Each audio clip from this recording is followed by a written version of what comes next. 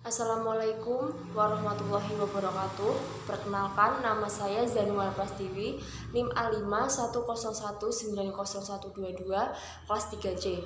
Saya akan mempresentasikan hasil dari observasi saya di SDN Wonogondo 1 yang beralamat di Wonogondo, Kebun Pacitan.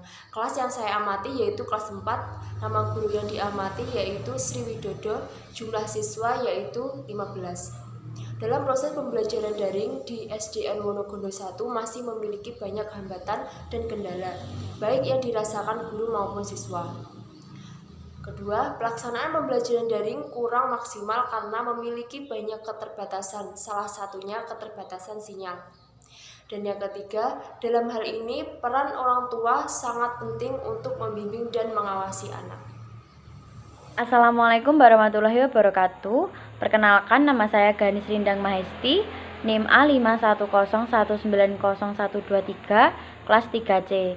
Di sini saya akan mempresentasikan hasil observasi saya, yaitu di SD Negeri Girimargo 1 yang beralamat Giri Kota, RT 21, Girimargo, Miri, Sragen.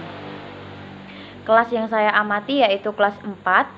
Guru yang saya amati bernama Wahyu Ratna dengan jumlah siswa 32. Dalam proses pembelajaran daring yang saya amati, tidak banyak memiliki kendala. Hanya saja sesekali siswa kurang konsentrasi saat pembelajaran berjalan. Yang kedua, gangguan permanen, yaitu pada jaringan internet, karena sebagian besar rumah siswa yang berada di desa.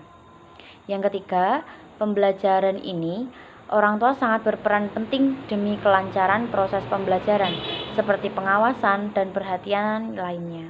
Terima kasih. Assalamualaikum warahmatullahi wabarakatuh. Perkenalkan, nama saya Zenindra Madin Ali Farudin dengan NIM A510190209.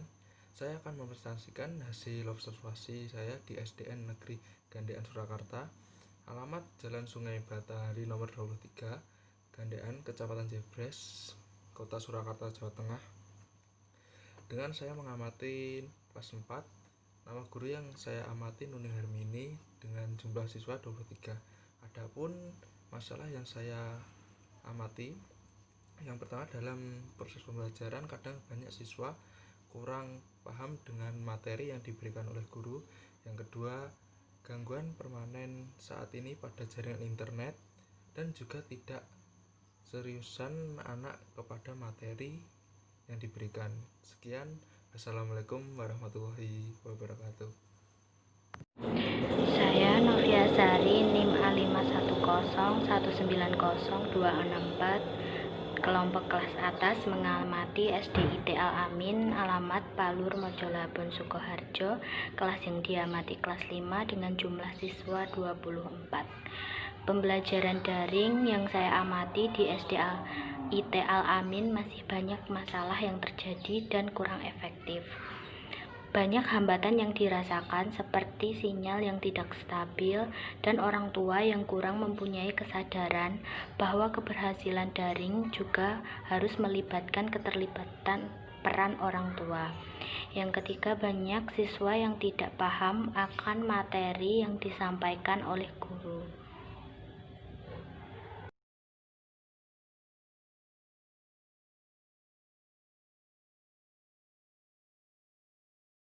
Perkenalkan, nama saya Ulaya Almas Nabila, NIM A510190121. Untuk hasil pengamatan terhadap guru melakukan tindak preventif dengan membuat aturan kelas, salah satunya berdoa sebelum dan sesudah belajar, selalu angkat tangan sebelum bertanya, selalu izin untuk pergi ke toilet. Untuk tindakan represif yang dilakukan apabila ada murid yang kurang memperhatikan guru, maka akan memberikan teguran. Guru juga melakukan modifikasi tingkah laku, yaitu memberikan pujian kepada murid yang memperhatikan, meminjamkan alat tulis, dan membantu menjelaskan materi kepada teman.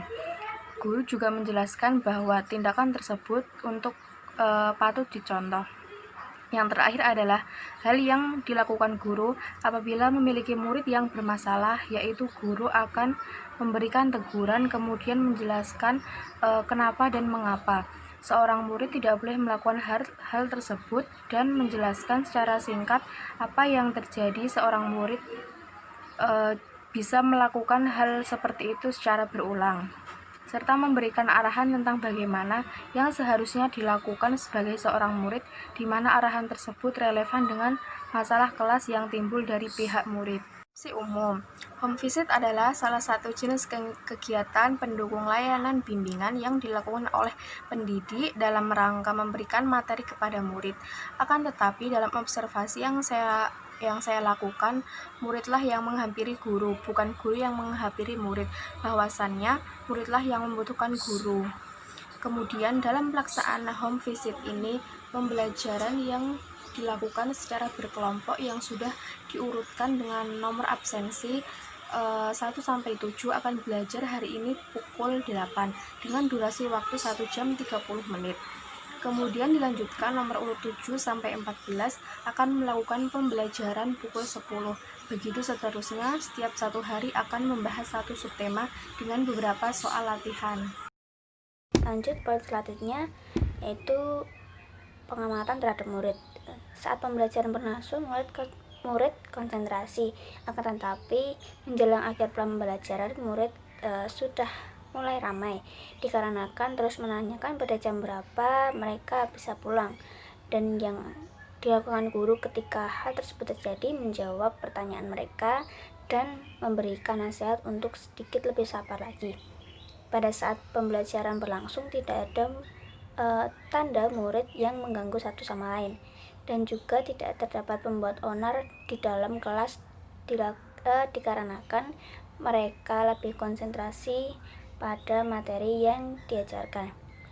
Selama proses pembelajaran berlangsung, tidak ada hal yang menunjukkan bahwa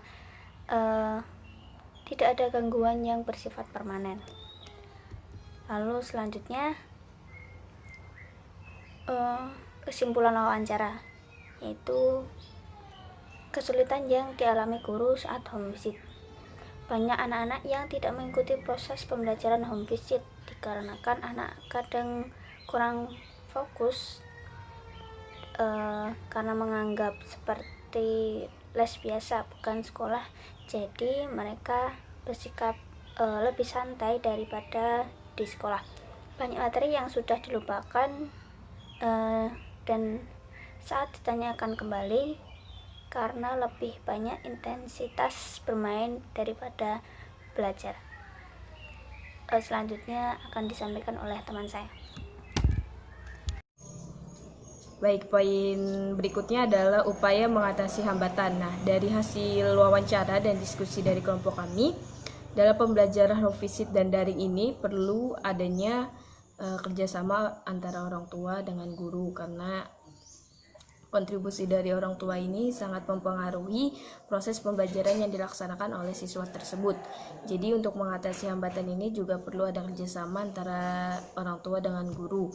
Dan mengenai materi dan media, tentunya guru di sini sudah mempersiapkan sedemikian rupa mungkin dan seefektif mungkin untuk menyampaikan sebuah materi yang akan dipelajari oleh siswa tersebut. Dan guru juga tentunya sudah memperhatikan mengenai materi yang akan disampaikan, poin-poin yang penting apa saja yang perlu disampaikan kepada siswa agar siswa juga dapat mudah memahami dan mudah mengakses materi yang disampaikan. Selanjutnya yaitu persiapan yang dilakukan. Nah, pada pembelajaran home visit ini persiapan yang dilakukan yaitu guru akan menginformasikan kepada wali murid atau orang tua bahwasannya besok merupakan giliran anaknya yang melakukan pembelajaran secara home visit. Jadi perlu juga dipersiapkan seperti tempat, papan tulis, pensil, buku, dan lain sebagainya untuk menunjang agar terlaksanakannya pembelajaran home visit secara efisien dan efektif. Untuk pembelajaran dari ini, mekanismenya juga tidak jauh berbeda sebenarnya, yaitu guru juga akan berkomunikasi dengan orang tua atau wali dari siswa tersebut, dan guru tentunya membuat RPP yang sesuai dengan minat dan kondisi anak dan memastikan proses pembelajaran berjalan dengan lancar, serta tidak lupa juga menyiapkan sarana seperti handphone ataupun kuota internet untuk guru sendiri, dan juga siswa juga diminta untuk mempersiapkan hal yang sama pula. Mungkin poin selanjutnya akan disampaikan oleh teman saya. D. Permasalahan yang sering muncul. Beberapa anak-anak mengalami kurang fokus pada saat akhir pembelajaran. Kemudian E.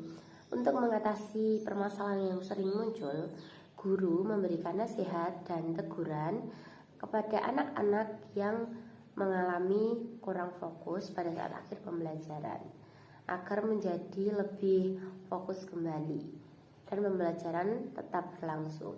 Karena sejatinya tidak ada anak yang memiliki sikap atau sebagai pembuat onar. F. Tindakan yang dilakukan untuk mengatasi permasalahan di atas secara efektif ialah yang pertama, melakukan konsultasi dengan orang tua terkait sikap anak-anak pada saat pembelajaran berlangsung. Yang kedua, memberikan tugas secara individu saat home visit kelompok berlangsung. Di sini, meskipun peserta didik melakukan home visit secara kelompok, namun mereka akan fokus dengan tugas individu yang dihadapinya, sehingga waktu untuk mereka bergurau dan tidak memperhatikan guru akan berkurang. Yang ketiga, melangsungkan pembelajaran home visit dengan waktu yang singkat atau tidak terlalu lama. Mungkin dapat dilakukan 1 jam pelajaran untuk membahas beberapa materi sehingga peserta didik tidak jenuh dan akan mengikuti pembelajaran secara efektif. Dan yang keempat, mengadakan kontrak belajar atau perjanjian yang harus dilaksanakan saat pembelajaran berlangsung. Misalnya, akan diberi hukuman membaca Al-Quran atau membaca cerita dan lain-lain saat melakukan kegaduhan di dalam kelas.